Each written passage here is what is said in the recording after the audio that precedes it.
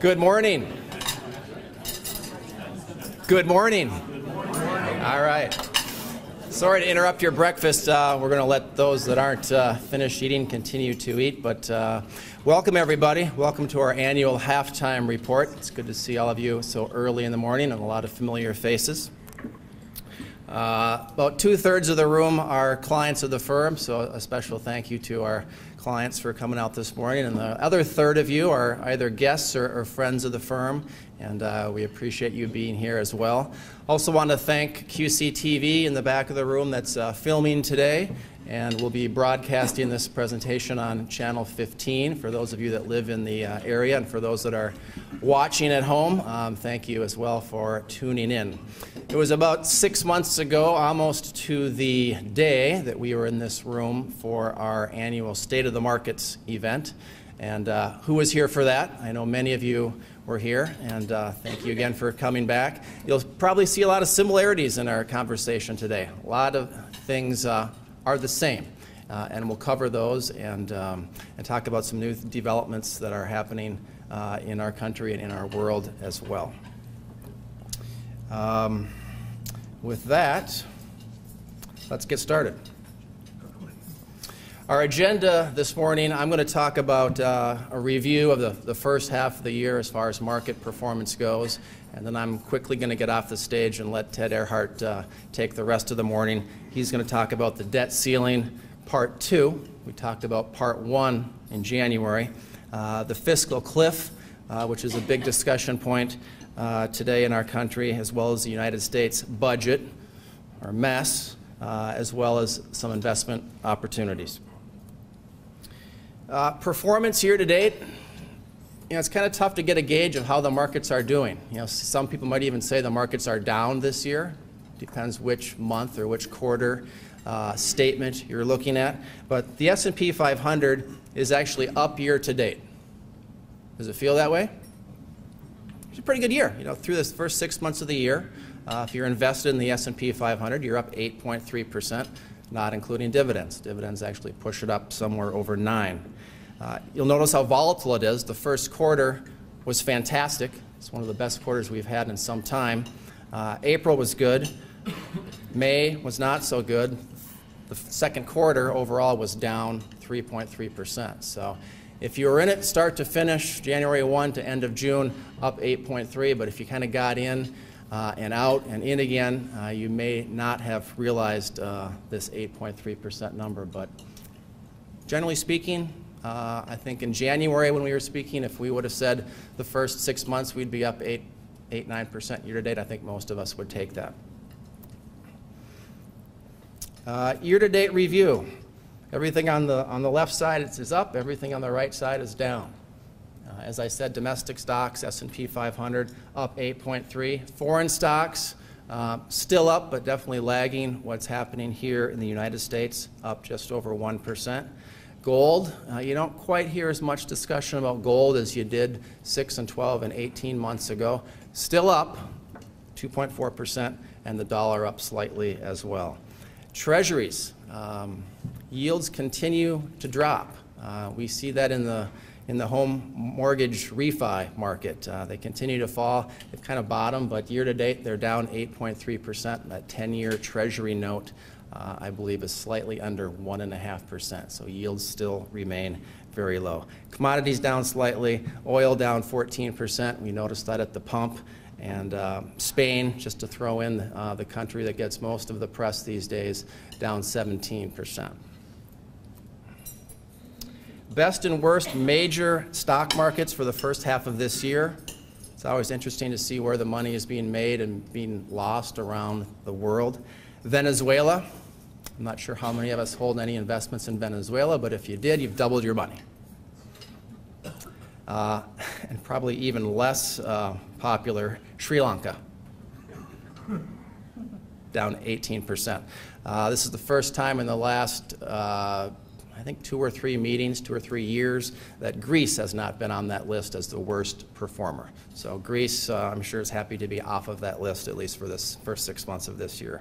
And again, just for comparables, the U.S. up 8.3, and China also has had negative numbers the last couple years, and they are finally slightly positive. Home prices finally bottoming. This is looking at 3 different indexes that track housing prices. And of course, they peaked back in 05, 06, 07, and fell off nicely and kind of bounced around the bottom a little bit the last couple of years. But all 3 of these indexes would point to a slight uptick in home prices, which is certainly a good sign. Quiz time, as we like to do. It's audience participation. What was the top performing stock in the Dow Jones for the first half of 2012? I'll make it a little bit easier because I'm going to give you that list. There's only 30 stocks, right? So it's on this list. And of course, I have my prize, which is the coveted bottle of Trott Brook wine. So you must speak out. Best performer year to date in the Dow. Not Home Depot, not McDonald's. Bank of America. Walt Disney. Bank of America, Kathy Erhart, is the correct answer, and it is up big. It's up 47%. Kathy, do you want to step up for the wine, or you want me to walk down there? I'll walk down. All right.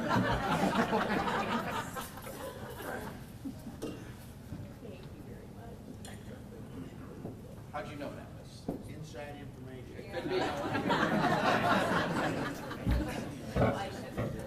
And who remembers from our January meeting what was the worst stock of last year? Bank of America. Isn't that interesting, right? And who sold Bank of America in January because it was the worst performing stock, right? All right, let's turn this around. What's the worst performing stock in the Dow for the first half of this year? And your list again. No, this one might be a little bit tougher. No. No. This might take 30 guesses. Getting warmer. IBM. HP. Was that Chris Riley or Mike? Chris Riley. HP down 18%. There you go, Chris. So, with that, I am going to step down. I'm going to like to introduce Ted Erhart. Ted's been with our firm for 2.5 years. He leads all of our research, our investment models and recommendations, and is really the man behind this presentation today. So I'm going to let him take it from here. Please help me welcome Ted Erhart.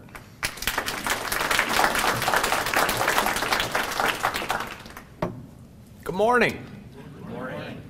It's kind of hard to believe I'm already back up here. Seems like a lot of you were here just the other day. So, Jim, thanks for doing such a great job. Thank you to everybody who got up early, especially my mother. Got her out of bed early to be here. So, nice to see everybody. We have a lot of good stuff as usual. I have a lot of things to cover, so I'm just going to jump right into things. There's a lot going on in the world, and I probably don't need to tell you that. You just pick up the newspaper every day, and you can see there's turmoil in the Middle East, and of course all the issues that remain in Europe. And we've talked a lot about Europe the last year for those of you who joined us over the course of the last year, and really not much has changed over there. You still have a whole bunch of countries that have a whole bunch of debt and virtually no chance of being able to repay that debt. And I heard the Treasury Secretary speak the other day, and I think he gave the most likely scenario, and that is these problems that are in Europe are probably going to take years to resolve. So instead of rehashing what's going on in Europe, and it's really the same thing, we're going to focus in more on what's going on here in the U.S. Over the next 6 months, there's some pretty significant things that are coming down the pipeline that in our view are really going to drive the markets, and those are what you see up on the screen. We have a debt ceiling crisis, again, part 2, and I'll speak to that momentarily. We have a fiscal cliff coming at the end of the year that the U.S. economy is about to drive off of. And last but not least, I'm going to discuss the federal budget and kind of what's wrong with the federal budget, and basically try to paint the picture for you that budget reform is absolutely necessary to resolve these long-term issues that we have. So let's move on. So ironically, for those of you who were with us exactly a year ago, if you remember, what was one of the big things we were discussing a year ago? The debt ceiling crisis. And I hate to say it, but if you didn't like the first movie, same lousy actors, same lousy plot, probably the same ending. So enjoy the show. Well, let me do a quick recap here for those of you who weren't with us, and just to bring you up to speed of what the debt ceiling is. So I think the best way to put it is the debt ceiling is the credit card limit of the federal government. It's established by Congress. Historically, it was first established in 1917, as you can see, at $11.5 billion. Today, the current debt ceiling is at $16.4 trillion. And a year ago, we literally came within days of maxing out the credit card of the federal government, if you want to put it in those terms. And once again, later this year, we're going to be approaching the new debt ceiling limit. And why is that significant? Well, it's significant because when we hit the credit card limit on the federal government, we basically run out of money. And there's a whole bunch of questions as to what that actually means. It's never happened. So first of all, do our creditors, people who hold the debt of the U.S., there's a lot of questions as to whether they would get paid. I think, if I remember this from last year, the federal government writes 80 million checks a month. And those are between Social Security payments, Medicare reimbursements to private industry who does work for the federal government. And there's just a whole bunch of questions as to how that would actually pan out if all of a sudden we run out of money. There's not enough cash in the bank to write the checks. So moving on, the Treasury Department estimates that by December of this year, we will once again be smacking up against the debt ceiling. And if anybody in here has been hiding under a rock for the last year, I'll just bring you up to speed. It is an election year. So the likelihood that this will be resolved before December, in my opinion, is pretty minute. So we'll probably push this up to the 11th hour once again. But let me just describe to you what happened last year, if you recall. Again, we were discussing this very issue a year ago. We were days, the President and the Speaker of the House were negotiating as we were giving this presentation. And ultimately, they raised the debt ceiling. But it was, again, pushed the 11th hour, and there was some significant fallout because of that, a huge loss in confidence. And one of the results of that was the U.S., we lost our sacred AAA credit rating for the first time in history. S&P downgraded us, and there was a whole bunch of ramifications from that.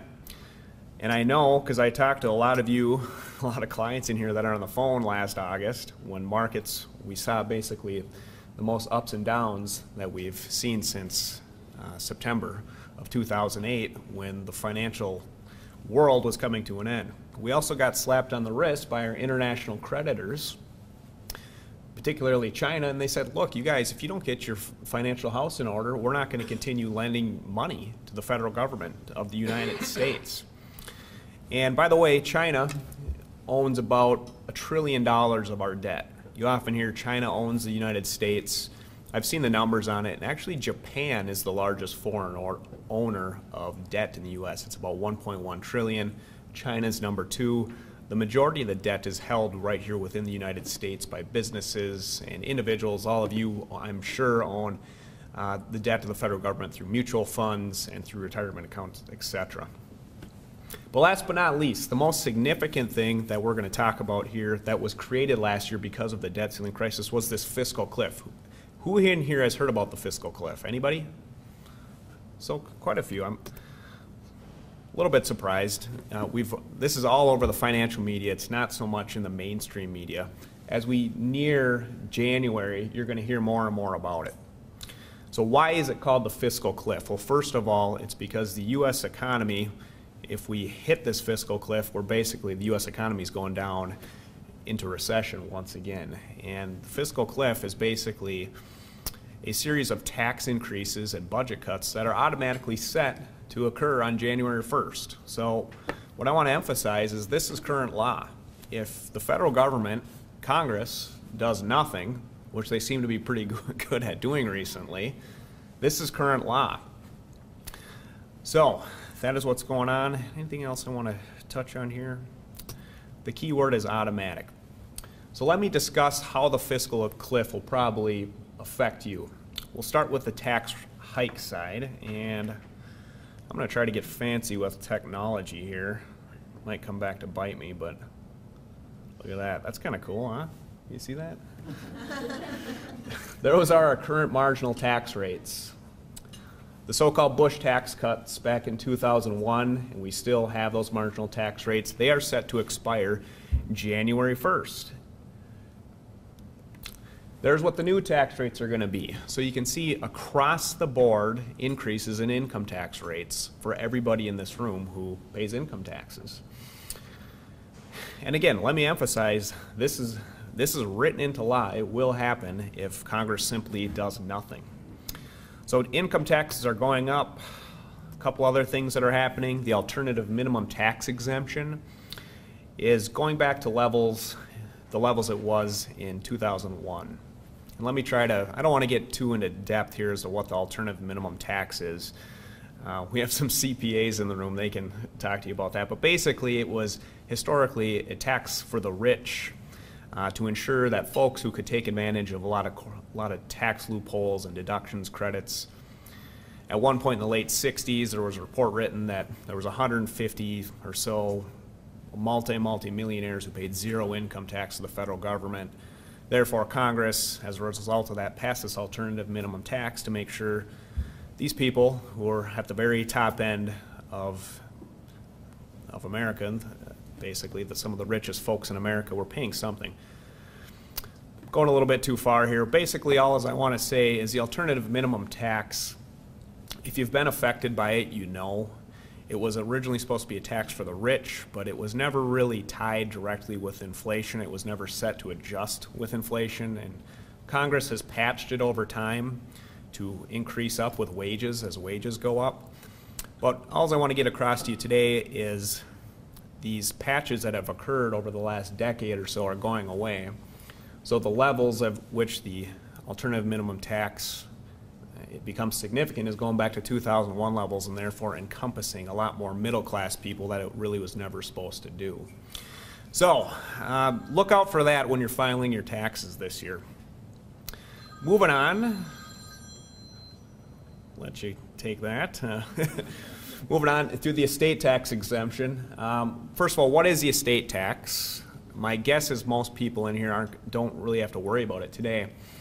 But the estate tax is also commonly referred to the death tax. So if you die today as a single person and you have investments and property, all your assets combined are worth less than $5 million, you can pass all that on to your beneficiaries without having to pay any federal estate tax. There's the limit today, $5.1 million. And that's per person. So a couple can pass on about $10 million to their heirs without having to pay estate taxes. Effective first of the year, that's going down to $1 million per person. That's pretty darn significant, because I can tell you, Jim and I, in our practice, we work with a lot of individuals who have an estate anywhere from $1 million to $5 million. I mean, there's a lot of people in the United States that have estates in that range. So what all of a sudden went from being simply having to decide, who's going to get my money and my assets, now people actually have to start worrying about liquidity in their estates, because the estate tax is pretty significant. It's upwards of 50%. So for example, if you own a farm that's worth $3 million and you don't have any cash in your estate, you die, you're going to owe a significant amount of estate tax. How are you going to pay for it? The only way is you're going to have to sell your property off, and that's kind of the classic example. So that's a big deal, and that's also happening January 1st. So that's the tax cut side. Let me discuss budget cuts. Over the next 9 years, we are going to see automatic spending cuts, 50% from defense, 50% from non-defense. The Congressional Budget Office estimates that this is going to result in approximately 1 million job losses over 2 years.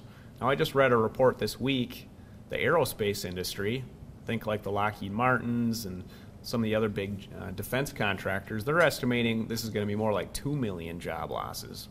So we're not talking about government jobs. We're talking about a lot of private sector businesses that, of course, do a lot of work for the federal government.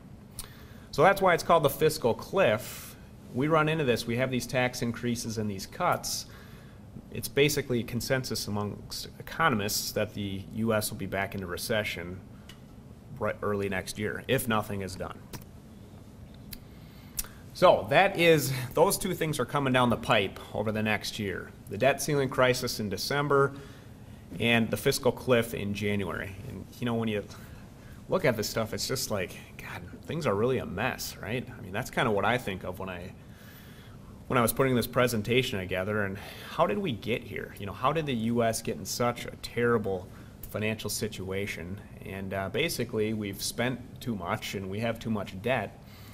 But there's some structural problems within the budget that are really never discussed by our courageous politicians. And really, unless we start discussing those things, we're never going to come to some long-term solutions to address these problems. So I hope to provide some insight on the federal budget here and what needs to be done to fix these problems. So first of all, let's just do a quick tutorial, Deficits and Debt 101. Because these terms are often used interchangeably and they're not the same thing, they are related. But let me start with deficits. You often hear this, the U.S. has a huge budget deficit. Well, what does that actually mean? Well, if you look in the top left, that's business accounting. Income minus expenses equals a gain or a loss. In the middle, this is kind of the terminology that government uses, tax receipts minus government spending. And if you have more tax receipts than you spent, you have a surplus. If you have less, we have a deficit. And if you look on the right here, here's the U.S. federal budget of 2011.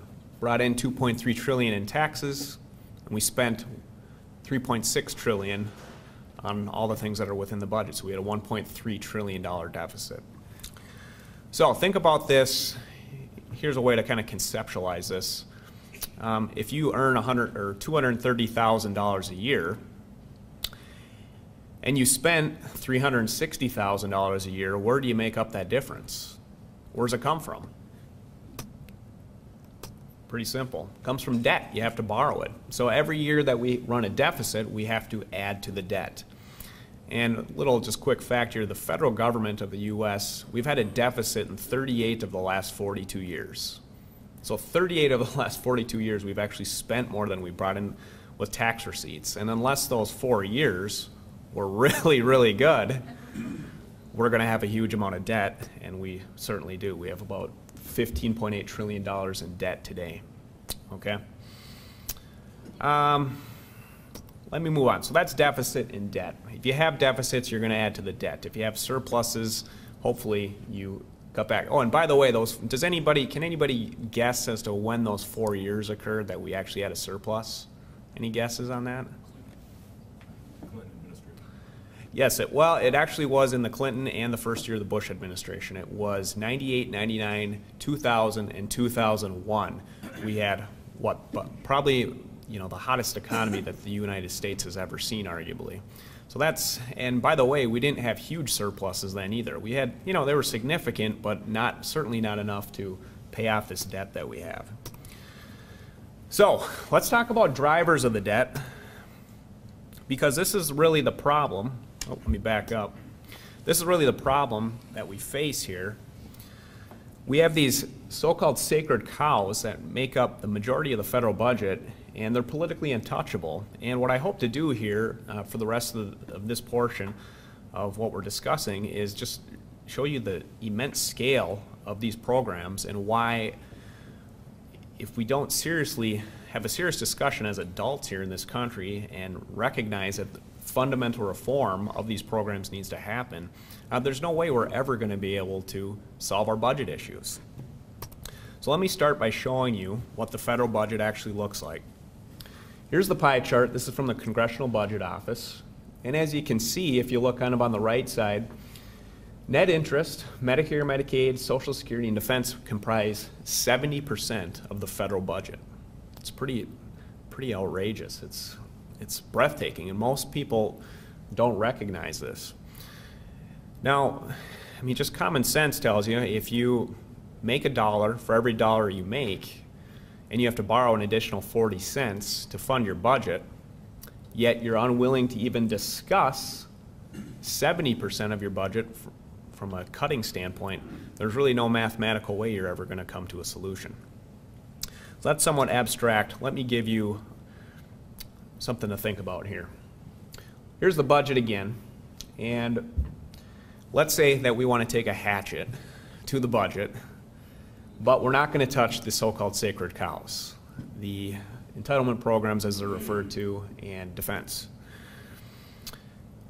Oftentimes, you hear there's a lot of programs that are politically charged, but people don't like. You know, international aid, nobody seems to really like that.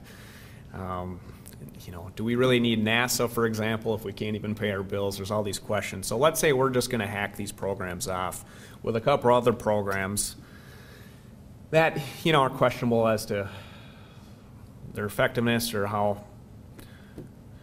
much the federal government really needs them. I'm not suggesting the government doesn't need the EPA, but it's often in the political discourse. So that'll give us a good start. But let's just say I'm in charge for a moment, and I really want to get serious about taking care of government waste, because you often hear about government waste. How do you get rid of it? Well, my proposal is, instead of just trying to, again, take a scalpel to the budget, let's take a hatchet, because we want to get serious about deficit reduction. So what we're going to do is eliminate all discretionary spending, which is there, and even we're going to eliminate a bunch of mandatory spending. So we're just going to completely eliminate these two pieces of the pie and just leave the sacred cows. And by the way, here's a couple things that would be included in these cuts. Department of Agriculture, Department of Labor, Interior Department, Department of Transportation. You know, I don't know about you guys, but TSA, they're not my favorite, so they gotta go. Department of Justice, unfortunately, I don't know, we'll have to figure something else out there. Sorry, veterans. I better not say that too loud and get the folks across the street, but look, we got serious issues here. We gotta cut your benefits. And the Treasury Department, you know, they're the one who issues the debt to the U.S., but look, we really gotta make some changes here. They gotta go as well.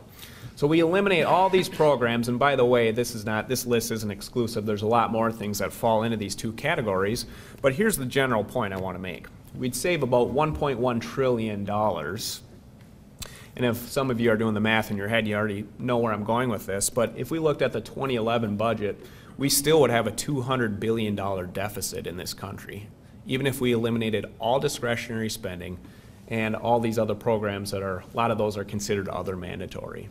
So that is the scale of the problems we face in this country. Pretty dramatic. Now, I'm going to talk about the two broad groups of sacred cows, the entitlement programs and defense briefly, because they are the real drivers of our debt. And I just hope to show you why these are big problems. And I think by the end of the presentation, we'll all agree that both of these things will need reform to come up with a long-term solution to our budgetary issues. So entitlement, really, you know, you hear about all these things, you know, waste and fraud, and certainly those are problems. But by and large, with the entitlements, it's a demographic program, and I've talked about this a couple times over the last several years you've been here. And look, it's the baby boomers. Probably most of them, I think the majority of the people sitting in here are baby boomers, so it's all your fault, by the way. This chart just illustrates what we face so perfectly, or actually not so much what we face, but it shows the baby boomers perfectly moving through the age cycle. If you start on the very left there, it shows in 1960 and between 60 and 70, it shows the change in population between those who were between ages of 15 and 24. Move to the center between 1980 and 1990, people between the ages of 35 and 44. The number of folks in that group grew by, you know, nearly 50%. Look at where we are. We get over to 2000 to 2020. The people between 55 and 64 grows over 70%, and the folks over 65 grow over 50%. So just a huge amount of additional people entering into these age categories. And what, of course, is everybody going to be utilizing, and perhaps rightly so, your Medicare and your Social Security? So here's the hard facts to put this a little bit into context. Back in '72, Social Security and Medicare, and by the way, we're not going to discuss Medicaid today, we just don't have the time to get into that. But back in '72, Medicare and Social Security made up about 4% of the economy. In 2030, so this is in real terms, because it's relative to the size of the economy, Social Security and Medicare are basically supposed to triple in size to 11%. And that just bears out, or that's shown in what's happening with the population. 2010, 44 million folks drawing Social Security. That's supposed to nearly double by 2030. Same thing with Medicare. Just a huge amount of people are going to be drawing from these programs, and it's going to put an immense strain on our budget. This was a study done in 2007, and of course, this was before the financial crisis and this terrible recession we faced, so it couldn't have accounted for that. So these numbers actually probably look good in retrospect. What this basically shows is between 2030 and 2040, at current rates, entitlements and interest on the debt will consume the entire federal budget. Okay, so we haven't even talked about defense yet, but throw that out.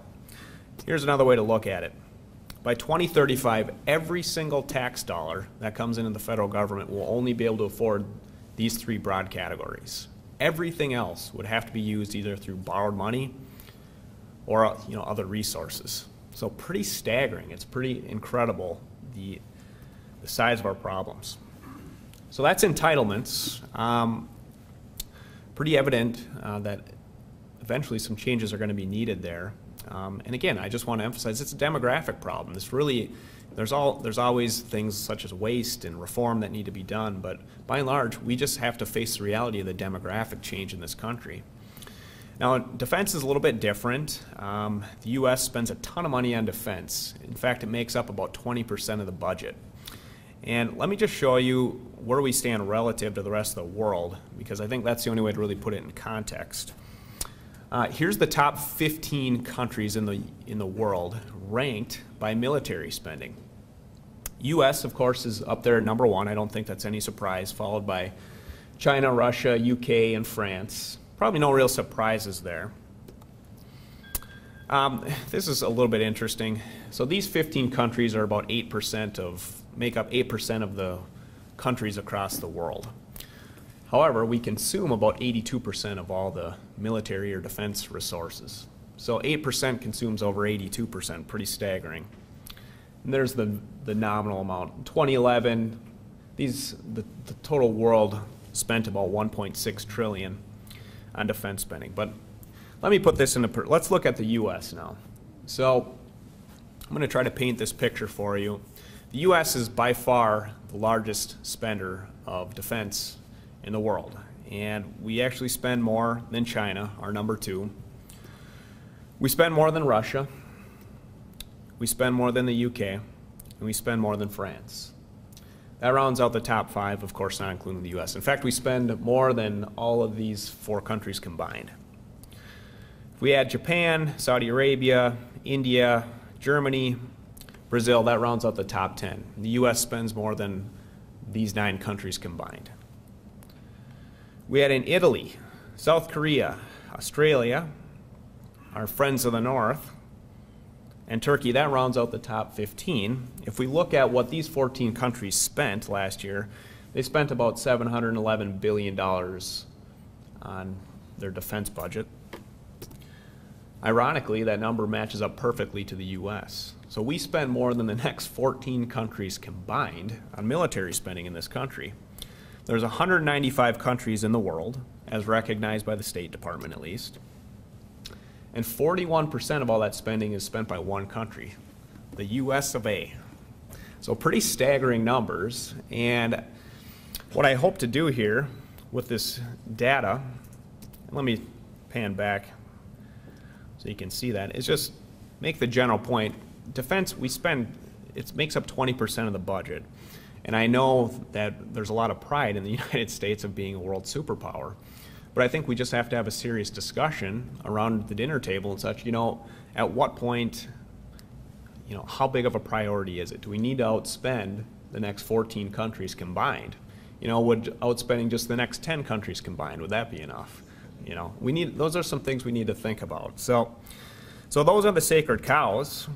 And the conclusion, what I hope to emphasize, I've read a lot about this, and fiscal reform is something I'm passionate about, so I was hoping to provide some background for you today. It's just really important to recognize that our problems are far, far beyond what you read in the papers and what the politicians tell you. Everybody is going to have to share in the sacrifice, whether it comes through increases in taxes or cuts to the services and the benefits that we've become accustomed to. I mean, it's just a mathematical reality. And if we cannot solve these issues, if we continue kicking the can down the road, the consequence of that is we're going to be Europe. We are effectively going to go broke, and all of a sudden interest rates are going to go up, and that's going to cause a whole bunch of social unrest and a lot of additional problems that go along with that. So that's the budget. Kind of on a sorrowful note there, I'm going to move on to investment opportunities that we're seeing today, and I'll wrap things up with some opportunities we're seeing in the markets today that you can think about for your own portfolios. I'm going to start out by once again talking about record low interest rates. If anybody doesn't know, we continue to have record low interest rates. Here's some recent figures, and actually the 10-year Treasury hit another record low this week.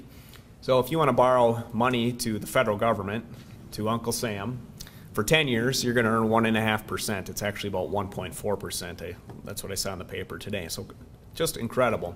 Here's the opportunity that you're crazy if you haven't considered. If you own a mortgage today or maintain a mortgage and you plan on staying in your home, if you haven't looked at refinancing, you are missing out on a huge opportunity. Here's the average rates as of a couple weeks ago. These numbers are actually down a couple percentage, but we've talked to a handful of clients that have refinanced in the low 3% range. So just a quick personal finance tip there. If you haven't thought about refinancing and you have a mortgage, you're missing out on a perhaps historic opportunity. High yield bonds. Anybody sick of getting 0.5% at the bank? That's a huge problem that we deal with. In the financial services business, I mean, one of our biggest challenges is recreating income for people once they stop working. How do you recreate income from your investments? And when you can't even get more than 1% at the bank, where do you go? Even corporate bonds across the spectrum yields are low, but we're seeing some opportunity in high yield bonds today. And the big reason is you have this continuous flight to safety. Everybody's so paranoid about what's happening in Europe. We have the fiscal cliff and the debt ceiling debate here, the debt ceiling crisis upcoming in the U.S. So I guess it's somewhat understandable that people want to sit in cash and just buy treasuries. But the result of that is you have reduction in reduction in demand of some of these debts issued by companies that have lower credit ratings. And we're seeing that in the historic spread over treasuries. So the way to measure where bonds are, high yield bonds, is to look at the treasury, what are treasuries yielding, and what are high yield bonds averaging, and what is that spread? What is the difference between high yield bonds and treasuries? And historically that's been about 4%. Today we're seeing a lot of high yield bonds, or junk bonds as they're sometimes referred to, between the 5 to 6% range, and that indicates that there's some mispricing going on. So there's a lot of pretty darn good companies actually who are yielding debt in this upper end of the yield curve. And we've actually added a portion of high yield bonds to our portfolios recently to take advantage of this opportunity. So if you're looking for some yield, there's no question that bonds on the lower side of the credit scale are definitely somewhat opportunistic in certain circumstances. Last but not least, I'll finish off with somewhat of a technical play where there's absolutely some opportunity, and this is mortgage REITs. Now there's a lot of clients in the audience here, and you're probably familiar with traditional REITs or real estate investment trusts. And let me just briefly describe what that is for those of you who may not know. A real estate investment trust is a pool of money that is managed by a manager. And what they traditionally do is they go out and they buy properties, they buy buildings, they buy land. And the rents that they earn trickles through to you as the investor as dividends. Mortgage REITs are different. Mortgage REITs are pooled money, and instead of purchasing physical real estate, they actually buy mortgages. And the interest they earn on the mortgages is paid out to you as a dividend. Now, with these record low interest rates that we've had for the last couple of years, it's created virtually a perfect environment for these types of instruments. And we're seeing record yields. I've seen yields well over 10%. In fact, I've seen dividend yields from some REIT positions upwards of 20%. And here's how it works. It might sound too good to be true. And I would say it's not too good to be true. It's that old saying, anything that can't last forever won't. It's one of those deals.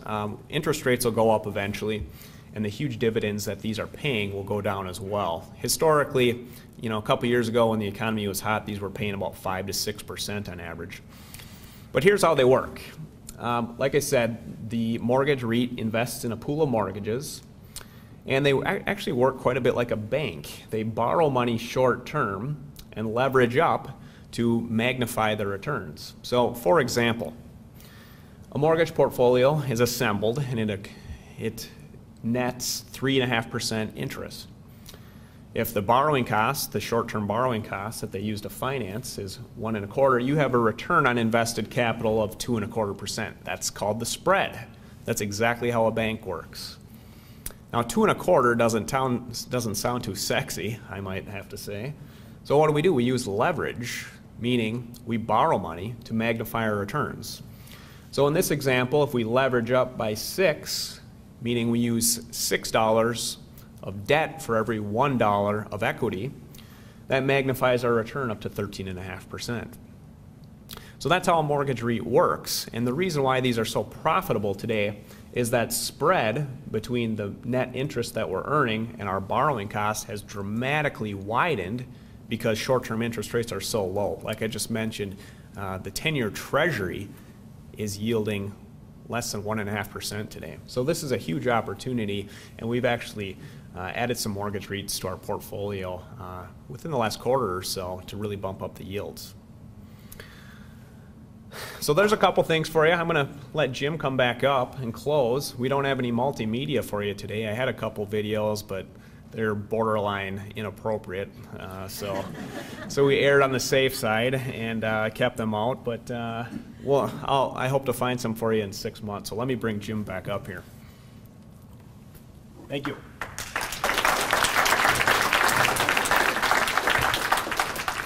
Nice job, Ted. You can tell he's in his element and really enjoys putting this together and presenting it. So good work. I guarantee that starting tomorrow, he'll start clipping newspaper articles and saving websites and preparing for January's meeting. So I'm actually looking forward to January already. There will be a lot of water under the bridge, of course, between now and then.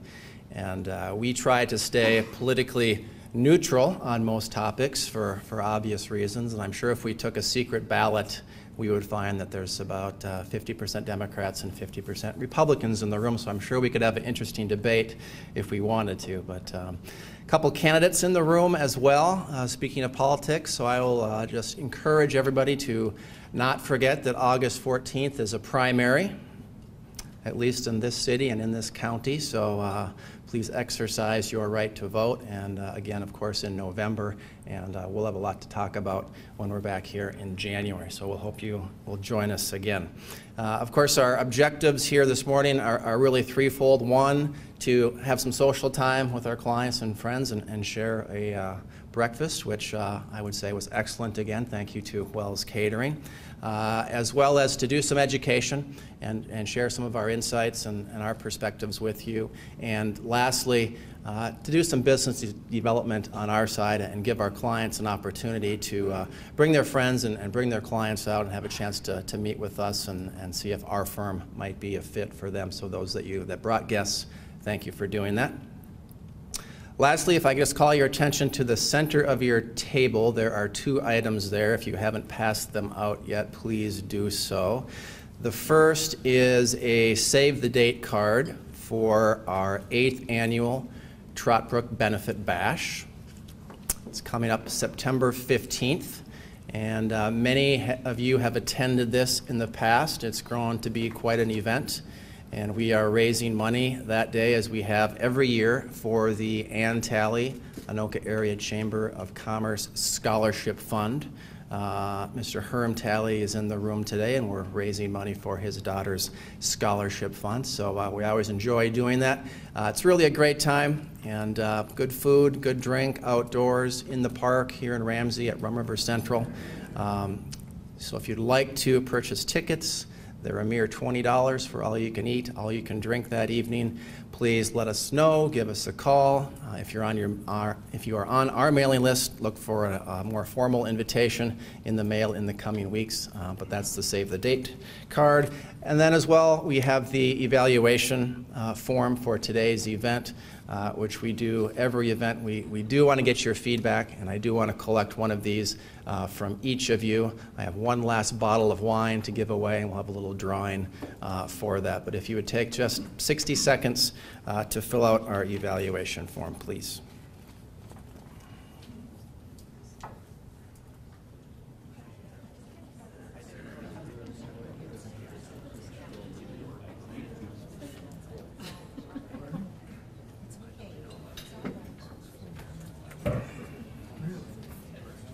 I think Nikki has all the forms collected.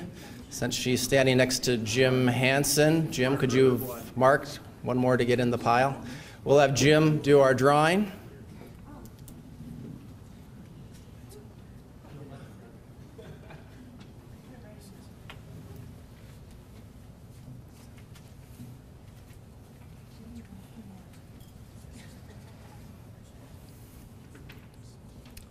And the winner is Bill Thompson.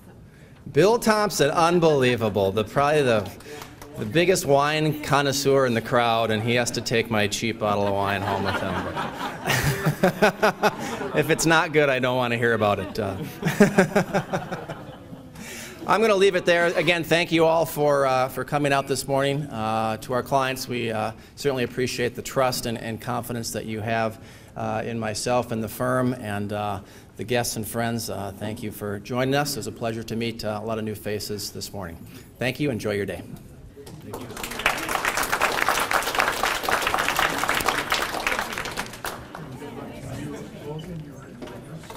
Thank you.